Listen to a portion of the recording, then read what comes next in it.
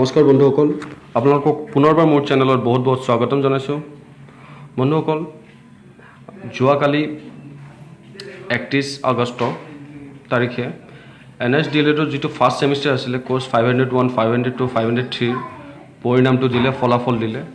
তাত বহুতো শিক্ষকে পাছ কৰিছে যদিও কিছুমান শিক্ষক নিৰাশো হ'বলগীয়া আছে।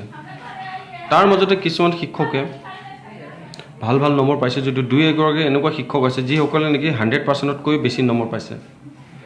তাৰে ভিতৰত মই এজন শিক্ষকৰ আপোনালোকক মাৰ্কশ্বিট দেখুৱাব লৈছোঁ। এইটো মই নাজানো এতিয়া NISৰ কিবা ভুলত হৈছে নে শিক্ষকৰ কিহৰ ভুলত হৈছে, এইটো নে ডাটা এণ্ট্ৰি কৰাজনৰ ভুলত হৈছে, কিন্তু মুঠতে তেওঁৰ মাৰ্কশ্বিটখনত মাৰ্কছটো আছে। মই সেইগৰাকী ব্যক্তিৰ নামটো আগতে কৈ দিব লৈছোঁ। ব্যক্তিগৰাকী হৈছে ৰবি কুমাৰ নামৰ ব্যক্তিজন, আৰু তেওঁৰ ফাদাৰ নেম আছে ৰাম নৰেশ সিং।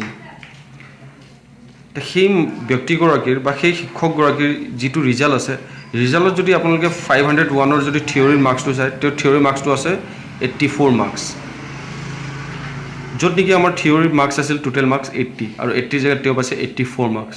আৰু TMAত তেওঁ 26 পাইছে বাবে তেওঁৰ টোটেল মাৰ্কছ হ'লগৈ 110, য'ত নেকি আমাৰ TMA আৰু থিয়ৰী মিলাই পেলাই হয় 100 মাৰ্কছ। নেক্সট আছে কোৰ্ছ 502।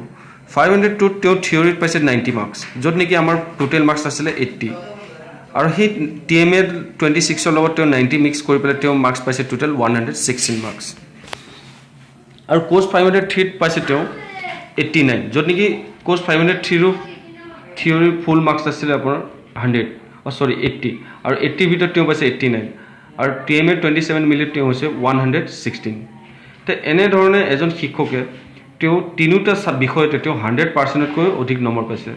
প্ৰথম বিষয়টোত তেওঁ পালে 110 নম্বৰ, য'ত নেকি তেওঁ 100তকৈ 10 নম্বৰ বেছি পাইছে। ছেকেণ্ড 502ত পাইছে তেওঁ 116, আৰু 503ত পাইছে 116। তো এনেধৰণৰ এই শিক্ষকগৰাকীয়ে তেওঁৰ যিটো DLED 501, 502, 503 ফলাফলৰ মাৰ্কছবোৰ পাইছে। তো আজিৰ ভিডিঅ'টো ইমানটো আছিল। ধন্যবাদ।